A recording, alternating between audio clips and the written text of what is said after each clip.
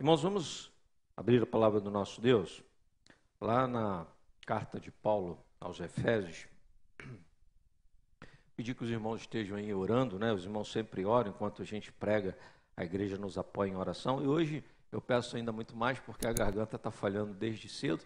Hoje eu até evitei estar ali na condução do curso com os irmãos, justamente para tentar poupar a garganta para essa hora, para esse momento. Então, que os irmãos estejam intercedendo para que a garganta não nos abandone antes da hora, para que ela possa seguir com a gente até o final, tá bom? Então vamos lá, capítulo 2 de Efésios, da carta de Paulo aos Efésios, capítulo 2, do verso 1 ao verso 10, eu lerei, os irmãos acompanharão.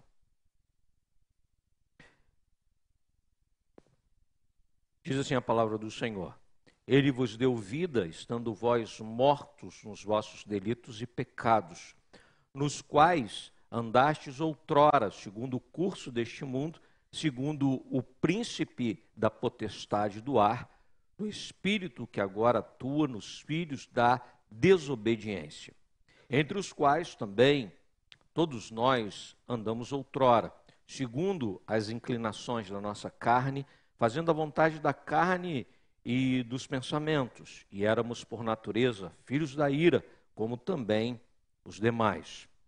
Mas Deus, sendo rico em misericórdia, por causa do grande amor com que nos amou, estando nós mortos em nossos delitos, nos deu vida juntamente com Cristo. Pela graça sois salvos. E juntamente com Ele nos ressuscitou e nos fez assentar nos lugares celestiais em Cristo Jesus, para mostrar nos séculos vindouros a suprema riqueza da sua graça em bondade para conosco em Cristo Jesus. Porque pela graça sois salvos, mediante a fé. Isso não vem de vós, é dom de Deus, não de obras, para que ninguém se glorie, pois somos feitura dele, criados em Cristo Jesus para boas obras, as quais Deus de antemão preparou para que andássemos nelas. Oremos. Senhor nosso Deus, mais uma vez nós recorremos a Ti e te pedimos, Senhor, que Tu nos ilumine, nos dê a compreensão correta, acertada, da Tua vontade, do Teu querer, através da Tua palavra. É a oração que nós fazemos em nome de Jesus. Amém, Senhor.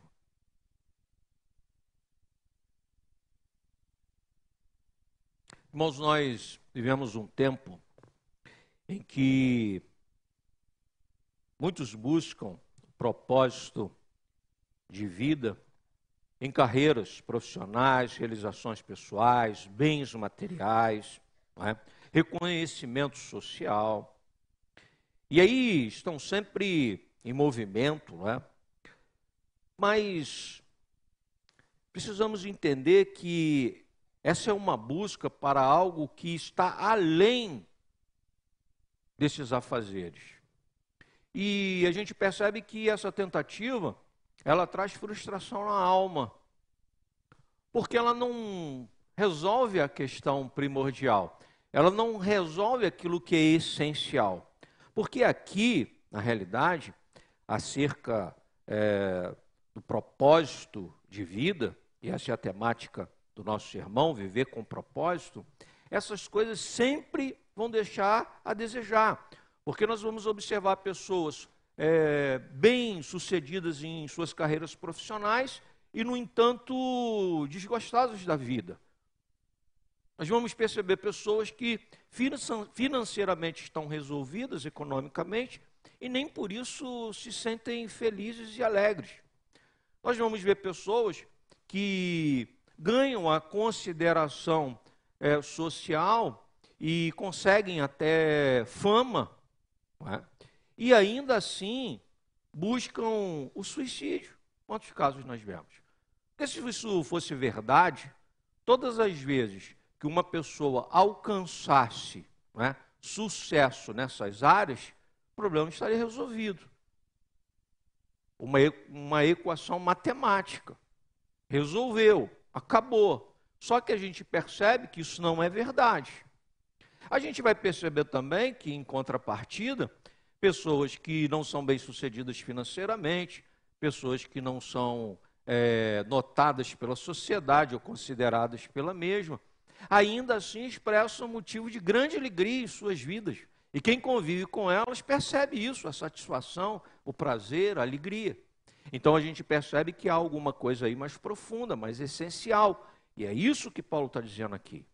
Paulo, quando trabalha, escrevendo aos Efésios, ele está falando de uma sociedade de pessoas que estão buscando a satisfação, estão buscando o sentido da vida naquilo que não pode dar sentido à vida. E aí ele vai, nesse texto, nos mostrar aquilo que verdadeiramente importa. Porque essa questão aqui, irmãos, é uma questão teleológica, não é uma questão teológica, é uma questão teleológica. Eu vou explicar. Essa é uma questão que se impõe, não é? Ela se impõe a isso, tudo que nós estamos falando. Por quê? Porque fala sobre a finalidade. Teleológica, telos do grego, finalidade. Tudo na vida, todas as coisas têm uma finalidade para a qual elas existem. E quando a gente observa isso, a gente observa que todas as coisas elas têm um propósito. Essa é uma abordagem, essa abordagem teleológica, inspirada na filosofia de Aristóteles. Platão já tinha dito alguma coisa sobre isso, Aristóteles desenvolveu. Considera que cada coisa tem uma função, um propósito que é inerente a ela, é inerente, é intrínseco a ela. E quando ela não chega a realizar aquilo que lhe é intrínseco, ela sente um vazio na alma. Ou ela perde a sua capacidade de cumprir aquilo que é a sua finalidade. Aí nós temos, né, como exemplo, e é clássico, né, a questão da cadeira. Né? Aí a gente pergunta, o que faz de uma cadeira uma cadeira? O que faz de uma cadeira uma cadeira? Não é a matéria, ela pode ser de plástico, pode ser de madeira, ela pode ser de ferro, ela pode ser redonda, ela pode ser quadrada. O que faz uma cadeira? Ela cumprir a sua função primordial. E qual é a função primordial da cadeira? Que ela sirva de assento. Isso é que faz da cadeira. Enquanto nós refletimos sobre isso, nós precisamos pensar que o homem também, ele tem um propósito. E qual é o propósito do homem? Qual é o propósito do homem? Devemos observar que esse telos do ser humano, ele é superior, ele é eterno, ele é apresentado por aquele que nos criou. É ele que nos criou e a ideia está nele. Assim como o artesão que faz a cadeira, e quando ele faz a cadeira, ele já tem a ideia acerca daquilo que será a finalidade dela, o homem na criação, e Deus disse lá em Gênesis, façamos o homem à nossa imagem e semelhança. Quer dizer, a gente não é obra do acaso, a gente não é obra de uma evolução assim que poderia ter caminhado por vários caminhos, né? Dependendo das circunstâncias. Não. Nós somos obras das mãos de Deus. Eu e você. Isso nos confere dignidade, gente. Mesmo que as pessoas olhem para nós e digam assim, você não passa de um objeto, nós nunca seremos um objeto. Por quê? Porque nós fomos criados por Deus. Isso nos confere dignidade.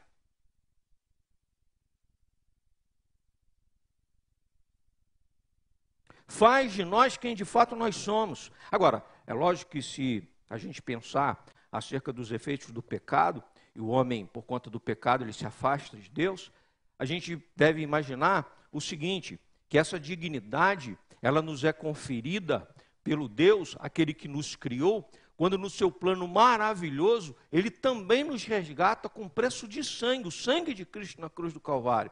Então, esse agir de Deus em favor da minha vida, em favor da tua vida, nos confere dignidade, mesmo que nós estejamos passando por grandes dificuldades, por grandes sofrimentos, por grandes problemas, por grandes perseguições. Mesmo que o mundo à nossa volta não nos reconheça, o céu nos reconhece. ao ponto de ter enviado Jesus Cristo para morrer no meu e no teu lugar. Isso é graça, isso é misericórdia. Isso é agir de Deus. E nós podemos observar isso. O homem foi criado, salvo e chamado para um propósito definido por Deus na eternidade. E não para vivermos segundo os nossos desejos, não para vivermos ao prazer das nossas realizações, porque tudo que nós realizamos aqui é passageiro. Tudo que nós realizamos aqui debaixo do sol ficará para trás. Vamos observar, e essa é a proposta através do texto, o que o Senhor nos ensina sobre viver e vivermos com propósito.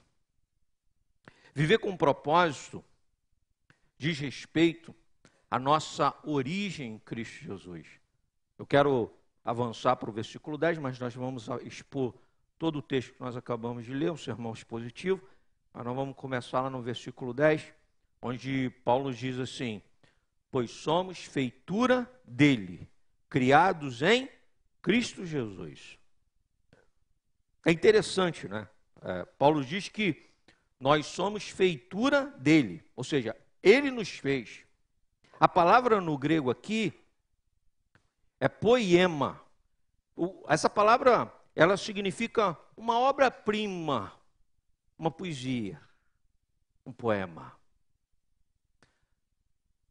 Algo feito com intencionalidade, com cuidado. Um toque daquele que fez. Maravilhoso. E foi feito com objetivo. Foi feito com intencionalidade, com finalidade. Aqueles que são alcançados pela graça de Deus não vivem ao léu sem saber o que fazer. Nós sabemos exatamente aquilo que nós temos que fazer. Nós somos uma poesia escrita por Deus. Nós somos um poema escrito por Deus. Nós somos uma obra-prima das mãos de Deus. Algo feito, manufaturado, à mão do artesão ali, dando forma, construindo, deixando belo, esteticamente maravilhoso. Um fazer de Deus, gente. Quando teorias falam sobre evolução, sair do nada para chegar em lugar nenhum, eu gostaria de dizer que é uma tentativa de roubar essa dignidade do homem. A partir do momento que se rouba essa dignidade do homem, tira a mão daquele que é o artesão e que constrói, que faz e que opera, é possível fazer do homem o que se quer, um escravo, um objeto, alguém para ser explorado, alguém que não deve ser considerado. Aí nós vamos ver o fruto da sociedade que a gente vive e acredita nisso.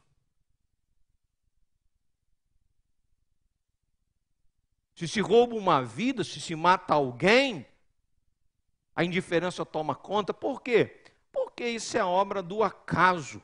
Para nós choca, para nós é algo que nos entristece. Por quê? Porque nós reconhecemos que por trás de tudo isso há o agir de Deus, o poder de Deus, o Deus Criador, que se manifesta em amor, graça e misericórdia. Implica que todos nós somos resultados dessa ação direta de Deus, é direta de Deus. Ele nos salvou e Ele nos recriou espiritualmente pela obra redentora de Cristo Jesus. Cada um de nós, cada cristão, é fruto dessa obra, desse operar de Deus. A salvação não é obra do acaso. A salvação também não é por mérito humano, por aquilo que a gente pode produzir, aquilo que a gente pode fazer, aquilo que a gente pode realizar.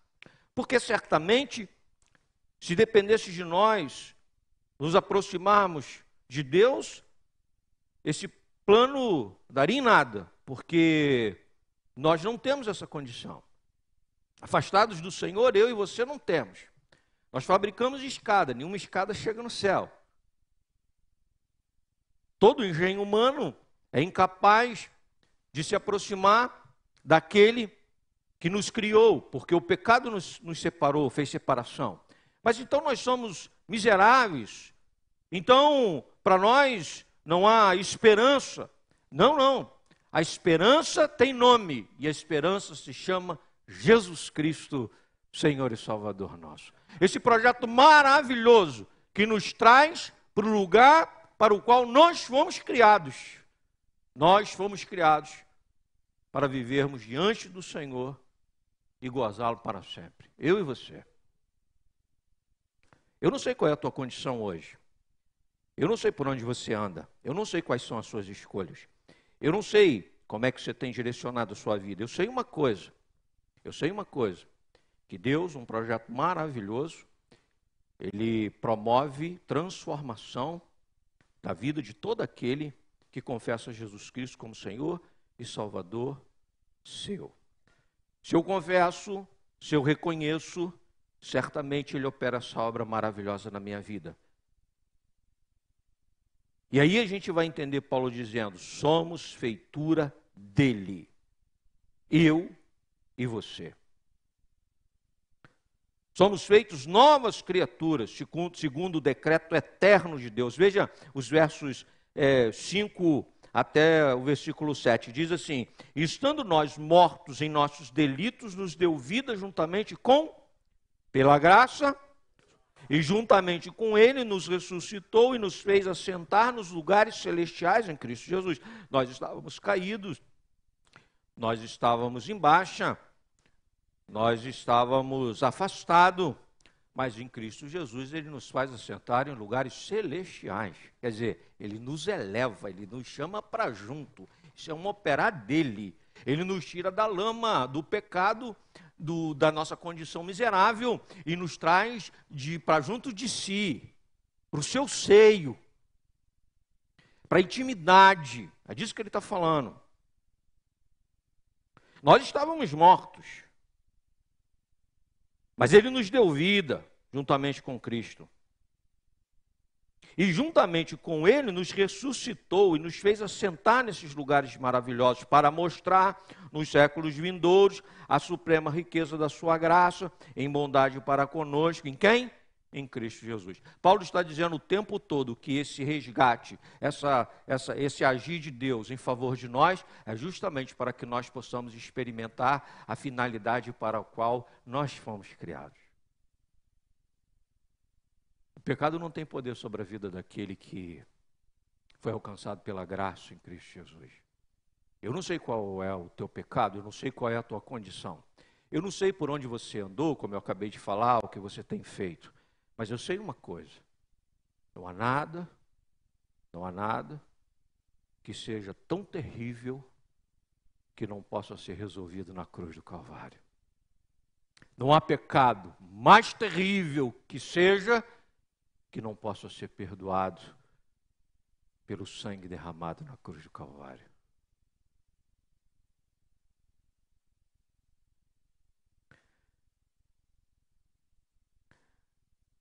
Irmãos, viver com um propósito diz respeito a viver por um desígnio maior.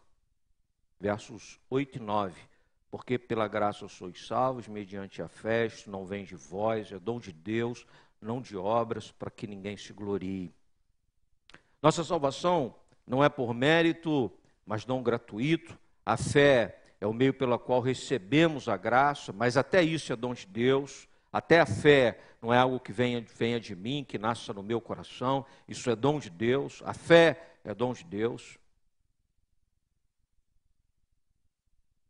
Somos chamados a viver não por orgulho daquilo que possamos conquistar, mas com humildade, reconhecimento de que tudo aquilo que nós temos de habilidade, tudo aquilo que nós podemos produzir com as nossas mãos, com as nossas palavras, tudo isso nasce no trono de Deus. Já pensou sobre isso? Se a dona de casa tem a habilidade de fazer um bolo, e quando ela bota o bolo na mesa, a família toda se alegra. Hoje minha mãe fez esse bolo, esse é o bolo que a gente gosta, e aquilo é motivo de alegria naquela casa. Eu gostaria de dizer que esse bolo é um bolo que você tem a capacidade de operar, porque Deus te dá essa condição. Quando eu observo Gabriel, eu quero citar os irmãos, que a gente precisa encarnar isso, a gente precisa botar dentro da realidade. Eu observo o Gabriel aqui na igreja. O Gabriel é músico, o Gabriel é uma pessoa que entende. Não tem ninguém aqui, ninguém que entenda de música como esse cara entende. Não tem. Não tem. Para entender de música é o cara, na igreja, não é? Mas um cara humilde, gente. Um cara que sabe falar com as pessoas, sabe se portar, sabe? Eu vejo a delicadeza dele com o restante do pessoal. Ele sabe muito mais do que todo mundo aqui, mas na hora de se referir com as pessoas, é com amor, é com cuidado. Porque quem sabe, quem vai subir na montanha e vai sendo abençoado, sabe como é que é? Se torna cada vez mais humilde. Porque ele reconhece que tudo que ele tem foi Deus que deu. Como é que você vai ser arrogante? Como é que você vai ser uma pessoa que não vai ter cuidado daquele que sabe menos do que você, ou que está na caminhada e que você pode ajudar a chegar lá mais adiante? É ou não é? Você tem o exemplo para a gente encarnar, para a gente dizer que isso aqui é possível, que tem gente vivendo essa experiência. Em todo lugar onde você estiver, que você estiver desenvolvendo, e Paulo vai dizer isso, Paulo diz assim, olha, na igreja, escrevendo aos Coríntios, ele vai dizer assim, vou parafrasear, quer dizer, não vou citar o texto propriamente, mas ele resumindo tudo o que ele fala, quando ele fala sobre dom, ele ensina o seguinte, no exercício do meu dom, eu abençoe o próximo. No exercício do meu dom, eu não estou fazendo por vantagem própria. Quando eu exercito o meu dom, eu abençoo o outro. Eu estou pregando aqui. Não é sobre o André. Não é o André satisfazendo o seu desejo de estar aqui. A gente está trabalhando em favor de quem ouve, de favor de quem está sendo alcançado. Então, o André desaparece, some atrás dessa verdade, reconhecendo que tudo que a gente coloca, tudo que a gente expõe, tudo que a gente recebe de Deus, a gente recebe para doar, para entregar, não fica preso, não fica retido, não somos cisterna, nós somos canais. Cisterna retém, e água retida estraga, água retida apodrece. Água que corre é água boa. Quando a Bíblia diz assim, Deus é fonte de água viva, Jesus diz isso, né? Que do nosso interior deve correr fonte de águas vivas. A gente pensa assim, o que é água viva? Logo espiritualiza. A gente logo espiritualiza, água viva, água espiritual, negócio assim e tal. Não, o sentido é o seguinte, água viva é água que corre. É uma maneira de dizer que é água que não está parada. Água de um rio é água viva. Água de uma cachoeira, você vai lá na Cachoeira da Fumaça, né? Aquilo lá é água viva, faz barulho. Antes da gente ver a queda, a gente está fazendo um percurso na trilha, já escuta aquele barulho. Até compara, o poeta, o Salmo compara a voz de Deus como o som de muitas águas. É nesse sentido, né? Som de muitas águas, como uma cachoeira que cai. E aí, eu gostaria de dizer para os irmãos que nós precisamos ser essa água viva, essa água que corre, essa água que passa, e passa pelo trabalho, e passa na profissão, e passa por onde a gente anda, e passa pela nossa vizinhança, e corre pela nossa família, e corre pelas pessoas, né, que a gente conhece. Nós somos fonte de água viva, gente, eu e você. Nada de água parada, cisterna, água que apodrece, água que mata a sede, água que leva à saúde, água que aponta para o futuro, que rega a terra, que promete uma próxima colheita farta. É isso que nós somos, eu e você, nós fomos chamados para isso. Não é? Isso é viver com propósito, isso é viver com propósito. E aí, quando a gente pensa assim, acerca de viver com propósito, a gente precisa entender o seguinte, viver com propósito de respeito a andar nas boas obras que Deus preparou. Aí o verso 10 ele diz assim, pois somos feitura dele, criados em Cristo Jesus para boas obras, as quais Deus de antemão preparou para que andássemos nelas. Deus preparou de antemão boas obras para que andemos nelas. Não é algo inventado por nós, mas que Deus já determinou na eternidade para que nós possamos viver. Tão natural quanto uma laranjeira da laranja é natural que eu e você possamos produzir boas obras. É natural. Eu costumo brincar que eu nunca ouvi falar que foi preciso um psicólogo, um psicanalista, seja o que for, entrar com uma intervenção para fazer uma laranjeira acreditar que ela é capaz de dar laranja. Já imaginou essa cena? Alguém conversando com a laranjeira, minha filha, você pode dar laranja. Ela dá laranja. É a natureza dela. Está na essência dela. É a finalidade dela. A laranja dá, a laranjeira dá laranja. Eu e você, boas obras. Eu e você fomos chamados para boas obras. O crente que não produz bons frutos, Jesus mesmo diz que nós conhecemos a árvore pelos frutos. Jesus diz isso, usando essa linguagem da agricultura, simples, para todo mundo entender. Se eu pego uma laranja na mão, não tenho dúvida nenhuma. De onde ela veio, pastor? De uma laranjeira.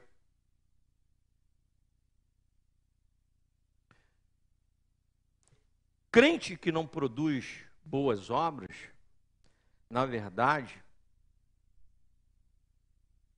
não experimentou dessa transformação, dessa mudança proposta por Deus em Cristo Jesus. Paulo vai dizer isso. Essa mudança, essa transformação em Cristo Jesus nos capacita para que nós possamos realizar boas obras que estão no coração de Deus desde a eternidade. Quando você faz uma coisa boa, deixa eu dizer uma coisa para você. Felipe, quando você faz uma coisa boa, essa coisa boa que você faz está escrito na eternidade. Porque eu sou bom, sou generoso. Não, não fez não, filho. Você foi alcançado por algo que é muito maior do que você. Você está alcançando o ápice daquilo que você foi chamado para fazer e para ser. Você está vivendo o seu telos, a sua finalidade, quando você faz uma coisa boa. Quando você abençoa uma pessoa, um relacionamento torna tudo mais fácil. Olha, o fulano chegou, tudo ficou mais fácil. Outro dia eu estava num lugar e a gente fica observando as coisas, né? Estava ali tomando um refrigerante e tal. Aí o pessoal estava ali devia estar algum problema, acontecendo alguma coisa ali. Aí de repente chegou um outro lá, e aí o pessoal falou assim, ih, fulano chegou aqui. Graças a Deus, fulano chegou. Ô rapaz, tu chegou e tal, aquela alegria. Cara, eu fico pensando que a gente cristão, a gente deveria ser recebido sempre assim, né? O negócio não está dando certo, o negócio não está funcionando, sabe? Aí está faltando quem? Está faltando você. Eu que estou faltando. E quando eu chego lá, eu chego para cumprir a minha finalidade de vida, sabe? O meu propósito de vida. Que é ser um abençoador, sabe? Um abençoador. Essa história de que eu fui alcançado pela graça, eu fui alcançado pela misericórdia, para continuar sendo uma pessoa terrível, intragável, uma pessoa insuportável, uma pessoa que só traz dificuldade aonde quer que ela esteja, na verdade, não experimentou a graça de Deus. Você tem que ser, a proposta de Cristo é muito clara. Você foi chamado para ser luz, para ser sal. Luz nas trevas faz toda a diferença. Sal no alimento, tanto para conservar quanto para dar sabor, faz toda a diferença. Eu gostaria de dizer que não é só fazendo mal, mas o presbítero Silas hoje nos fez lembrar também a questão da omissão. Todas as vezes que eu me omito, eu também deixo de viver a finalidade para a qual Deus me criou. Eu e você. Cristão é aquele que não se omite, cristão é aquele que está lá e ele sabe por que ele está, e ele vai fazer exatamente aquilo que é preciso ser feito. Cada dia da nossa vida tem sentido dentro desse plano soberano de Deus. Nosso chamado é produzir em oração e obediência essas boas obras, viver com integridade, servir as pessoas que estão à nossa volta. Eu estou para servir. Essa é a grande questão. Pastor, presbítero, diácono não é uma função aonde as pessoas vão estar à nossa volta para nos servir. Nós fomos chamados por Cristo para servirmos a igreja. Bom, se pastor, presbítero e diácono é assim para todo mundo. É servir. Servir em casa, servir o pai, servir a mãe, servir os irmãos, servir as pessoas que estão conosco. Proclamar o evangelho da salvação, gente. A gente tem falado de Jesus. A gente briga pelo time, a gente briga pelo partido político, a gente briga pelo candidato. Vem eleição ano que vem. Preste atenção nas redes sociais de gente que é da igreja. É um negócio absurdo, sabe? Parece que está defendendo a coisa mais importante que há para ele na vida, sabe? Quando, na verdade, a nossa finalidade é proclamar o evangelho da salvação com toda energia, com toda alegria, com as nossas forças, com as nossas palavras, nossas atitudes, com a expressão máxima do nosso ser. Nós devemos pregar o evangelho da salvação. Nós devemos amar o próximo. Nós devemos olhar, seja onde for o lado da fronteira, a gente tem que encarar seres humanos sendo ceifados, mortos num projeto terrível, como Paulo vai dizer aqui, onde o príncipe da potestade do ar, o espírito que agora atua nos filhos da desobediência, está cumprindo a sua missão, que é matar, quer destruir, quer roubar. Crianças mortas na Palestina, crianças mortas em Israel, mulheres mortas de um lado, mulheres mortas do outro, não importa. A gente tem que pensar que tudo isso se dá justamente porque o homem afastado, que Paulo está dizendo assim, como nós estávamos outrora, e ele diz isso e deixa bem claro, nós estávamos outrora também, eu e você, afastados do Senhor, estão experimentando ruína, desgraça, morte, perdição. E para nós concluirmos, para a gente caminhar para o final, viver com propósito não é seguir o nosso coração, mas é viver com propósito, é viver segundo a vontade de Deus, é ser para a glória de Deus, viver para o bem do próximo, caminhar nas obras preparadas por Ele. No breve catecismo de Westminster fica a pergunta proposta no início da mensagem. Vocês vão entender. Por conta dessa pergunta, que é uma pergunta essencial, a filosofia tratou sobre ela, e a gente vai ver essa resposta sendo considerada por aqueles que andam segundo a vontade do Senhor, que a resposta está no nosso breve catecismo de Westminster. Porque a primeira questão do nosso catecismo, qual é? Qual é? Qual é o fim, o telos principal do homem? É a primeira pergunta, é a primeira questão que Deus responde. E qual é a resposta? O fim supremo, o telos da vida do homem é que ele glorifique a Deus e goze dele para sempre. Isso sim é viver com propósito. E você, que foi feito para tudo isso, tem se gastado com o quê? Tem se dado em nome de quem?